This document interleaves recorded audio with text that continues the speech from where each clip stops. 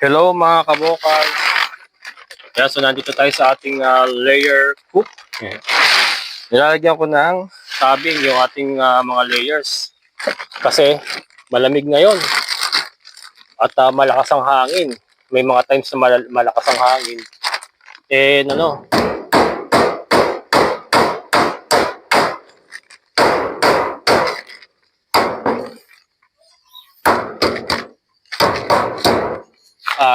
Try natin silang protektahan sa lamig mga kabokals. Kasi isa rin pong factor yung makaka-apekto sa kanila pag-itlog pag sila po ay nalalamigan sa gabi. Una-una, pwede sila magkasakit. And yung egg production po ay maaari din po mabumagsak pag lagi po silang natatamaan ng malamig na hangin. Yan, isa po yan sa dapat din nating iwasan kung tayo po nag-aalaga ng mga paitlogin. Ito ay itataas natin ito mga kabokals pagka-araw. Ngayon lang po hapon kasi pa gabi na. Kabibili lang po natin ito. Bumili tayo ng 22 yards na yarda pa tawag doon, yarda. Sa 50 pesos ang isa. So 1-1 po. Pero worth it naman kasi productive na po yung ating mga decal brown. And nakabenta na po tayo ng 6 na tray na itlog. So sila na po ang nagbayad nitong tolda natin. So ito naman ay pang matagalan na natin magagamit para sa ating mga future pang mga bagong layers. Ito pong area na to ay i-designate ko na talaga sa ating layer para sa ating mga layer na manok. I-improve na lang po natin yung waste disposal, yung ang ilalim nila. Isip po tayo ng mga pamamaraan kung paano pa natin ma-improve yung pag-collect ng kanilang mga pupo. Yan.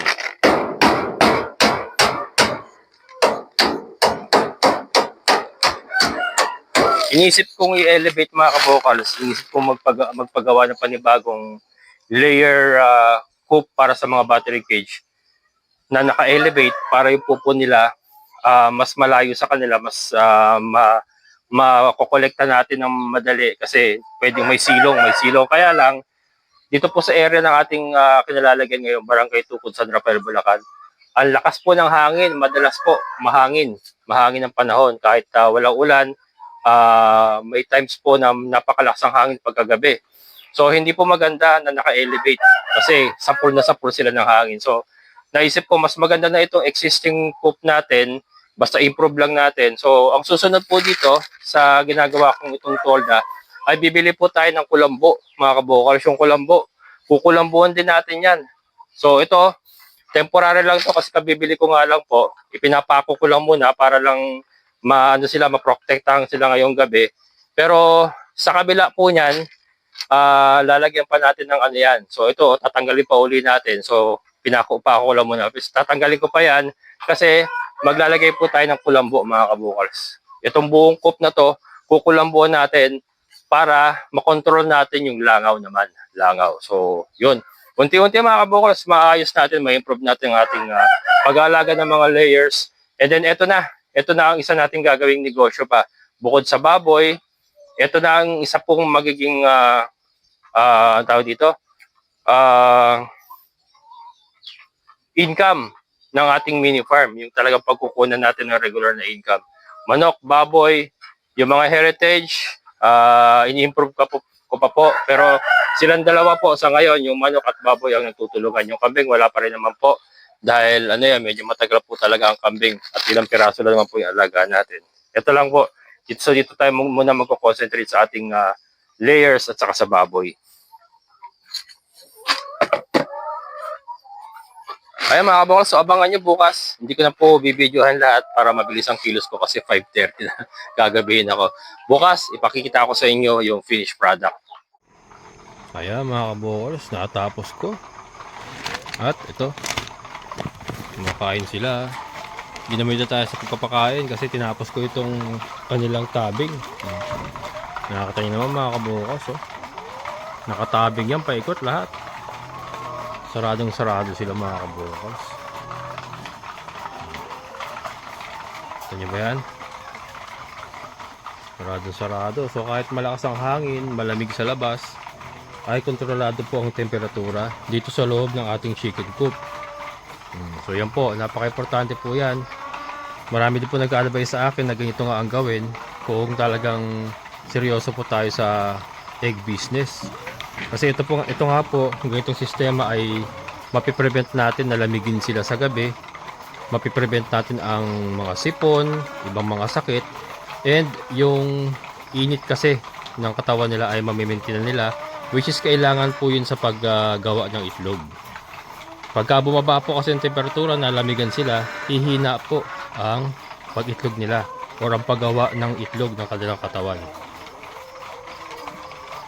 Yan. So ito, unti-unti na po nating naaayos yung ating chicken coop. Particularly dito nga po sa ating ginagawang egg production. Marami pa po tayong gagawin. Gaya nga nasabi ko kanina, mag-set up pa tayo ng kulambo. Abangan nyo po yung gagawin ko. Yung kulambo po ay parang style, ano tawag dito, yung sa mga halaman mga kabokos, yung talagang hindi po makakapasok. Diyan po tayo mag-start. Yan, makita nyo po yun, makita nyo po. Pero yan, pag-ipunan po lang po muna natin yung kulambo. Pero at least, ito kasi importante. Ito, yung kulambo naman para sa langaw yun, para makontrol natin ang pagdami ng langaw dito sa ating area. Yun po ang purpose ng kulambo. Pero ito ang napaka-importante. Ito pong tabbing na ginawa natin. So samantala, ito lang po muna ginagawa ko. Ayan, naglalagay po tayo ng fly trap. Ayan, daming langaw na nakukuha. Oh. Dami po yan. Yung iba nasa labas na. Nilabas ko na. So tinatsaga ko lang muna sa fly trap para at least makontrol natin sa ngayon yung langaw. Pero pag nagkaroon na tayo ng kulambo, ay mas maayos po natin yan, mas makontrol po natin yan. And then syempre, yung pag-scrape out ng kanilang pupo sa ilalim ay napaka-importante. May maintain na rin po natin yan. Yan. So bukas mga kabokals, tuloy natin bukas. Ayan mga kabokals, good morning. So ito, nakakolekta na ulit tayo. Itong umaga lang na to, 2, 4, 6, 7. Yan, nakatakip pa nga sila kasi maulan mga kabokals, pero medyo sumisilip na si haring araw. Yan, medyo sumisilip na si haring araw. Kaya naman tatanggalin na natin ito, ating mga tabing. Hindi tatanggalin pala, tataas natin. Yan, nagpakain muna ako. Ayan, ito may bago na naman mga itlog. Yan sila. So ito nga po ginagawa ko, tinataas natin, tapos naglalagay tayo talian dyan. So ganyan po magiging sistema niyan. Ayan, tinanggal ko na yung mga natin yung kasi nakapako dito yan. Pero ang gagawin ko niyan, lalagyan ko nila ng mga pabigat yan para hindi na ako pako ng pako. Yun. Pero importante, nakarao sila kagabi at sakto yung paglalagay natin ng tabing kasi maulan kagabi at napakalamig. So yun, naprotektahan natin sila kagabi. Yan.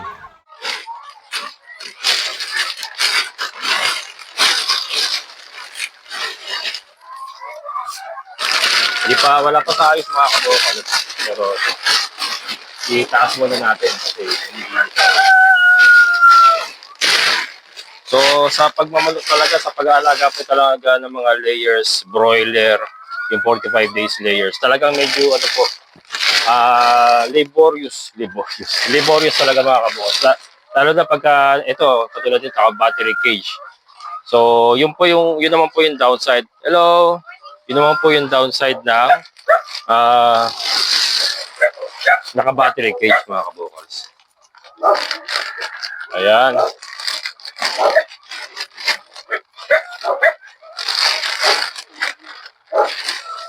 Tali ko muna. Pero ayusin natin ito mga kabokals. Yeah. May client kayo ma'am? May maputik doon. Akit kayo? Vlogger din. Teka. Nasa garay. Wait lang. Ayan mga kabokals, may bisita tayo. Vlogger din. Morning. Ayan. Anong channel mo, sir? Boss Kupal. Boss. From Garay. Ayan, si Hello. Boss Put. From Garay. Ayan. Garay. Si ma'am, isa pong agent natin dito. Sino mo sa site view? Siya? Opo, Ah. client niya po. Kahit mo. Client. Ayan, ayan. O baka may gusto kong batiin. Yeah, shoutout sa mga taga Garay dyan. I-follow nyo si Kabocals Farm. Ayan. Dito sa San Rafael, Bulacan. Ano mga content mo? Sir, puro, ayun, parang stranger kakusapin. Yung Parang, parang pala sir, parang, parang ganun. prank, mga prank prank, content. yes, sir, prank. Ayan, check natin yung channel niya mga kabokals. Ano? Boss Kupal. Boss Toot! Ayan, sige, enjoy kayo, enjoy. Thank you po. Sige, bye-bye. Ayan mga kabokals. Check tayo, sir. Ay, sige, sige. Ayan mga kabokals, napansin ko may mga bioderm pa pala ako sa leg. May mga bioderm pa ako. Nagalagay kasi ako ng bioderm kasi nagkakaroon tayo ng mga an. Nagano tayo mga kabokals, balik alindog program. May bioderm ako pagkagabi. Ano yan? Nilalagyan ko lahat kasi nagkakaroon tayo siguro sa tubig. O talagang ganun talaga yung pagmumukha ko. Puro bioderm nakita ko sa vlog ni Boss Toot. Ayan. Sorry naman. Pero ano yan mga kaboss, abangan nyo. Pagka nagamot natin yung mga an natin ganyan. Babalik ang ating dating alindog. Ayan, magpapayat ka muna. Oh, balik na natin yung ano natin, yung balik tayo sa ating gawain.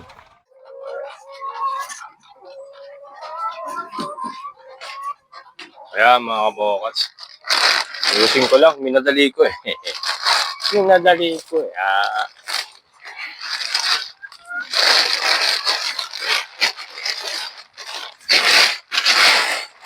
Ayusin ko pa naman ito mamaya. Dapat pala may hagdan ako dito sa part na to. Mataas itong part na to eh. Hindi kaya na upuan eh. Nakatingkayad ako eh. Ayun sila ko Edwin.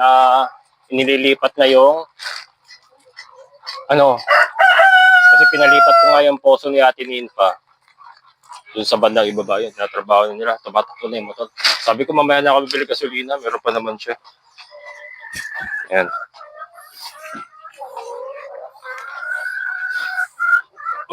Buti uminto yung ulan. Kaya na maulan eh. Iniisip ko nga ako baka hindi makapagtrabaho itong mga to. Maputik. Buti na lang, medyo sumisilip na si Haring Araw.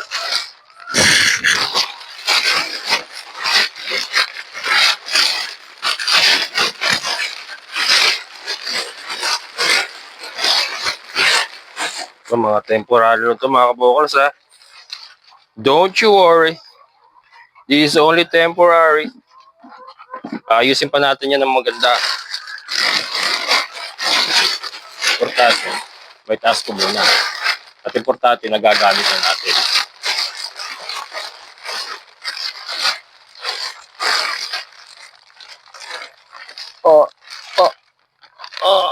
Malayo ah. Hagdan talaga mga kabukas. Hindi abot yung aking eh. Long-legged ako kaya hindi umaabot eh. Yeah. My goodness.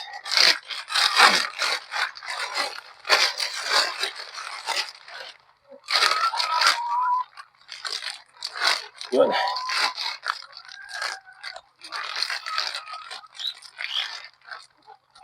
Temporary lang kasi magpapakain pa ako ng mga baboy muna. Bago ko ayusin talaga to.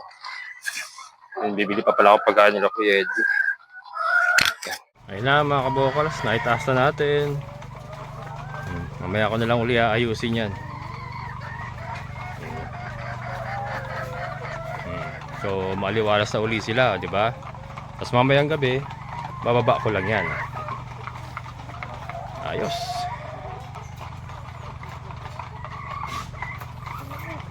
May itlog oh.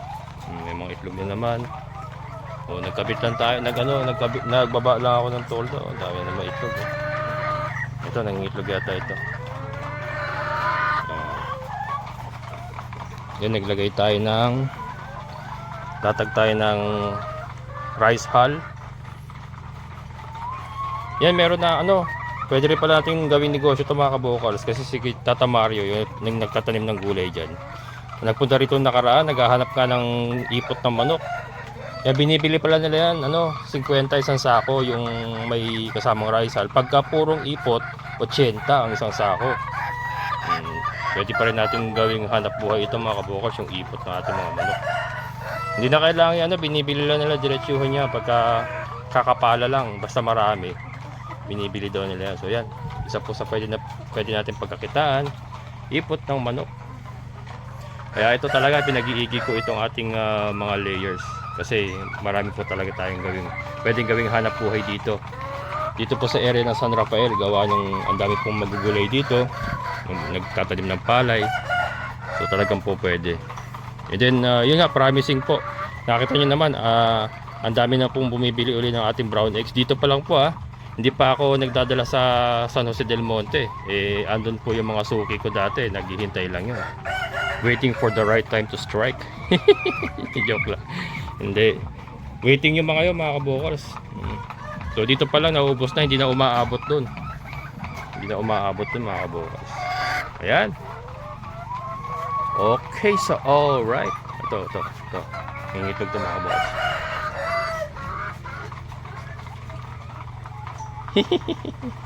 Nangitlog. Ayan mga kabokals, so, aalis na sila. Kaya, ano, buhati mo na lang ng ganyan? May sakyan naman kayo, no? Talon. Talon. Ayan. Sa pa nga. Ayan mga kabokals. Bumili ng itlog sila, Ma'am Ana. Madami na talaga ating harvest. So bumili sila na 2 tray. Ayan. Tapos may di-deliver pa ako mamaya kay Ate Sol. Ayan mga kabokals. So, another sale kay Sir Gino and Ma'am Ana. Good morning mga kabokals. Ayan. So, morning sale. May benta tayo ngayon, umaga. Bagong harvest kay Sir Jimmy. Ayan, shoutout kay Sir Jimmy, Ma'am Gemma. Bumili si Sir ng isang tray. Isang tray lang kuya eh. O mamaya pa uli mag-harvest. Sige, dali mo na muna to. Ayan. Good morning mga kabokals. Meron na naman tayong benta. May Kuya Marshall. Yan Ma'am Gemma. Yung second tray, ito na po. Ayan mga kabokals. So, nakabenta na naman tayo. 2 tray na itlog. Yun po yung sinasabi ko. Less movement, less burning. So yung ating ipinapakain na layer feeds na pampaitlog ay mas nagagamit ng katawan nila para mag-produce ng itlog. So hindi siya nasusunog dahil galaw sila ng galaw, dahil nga noong una ay naka free range sila.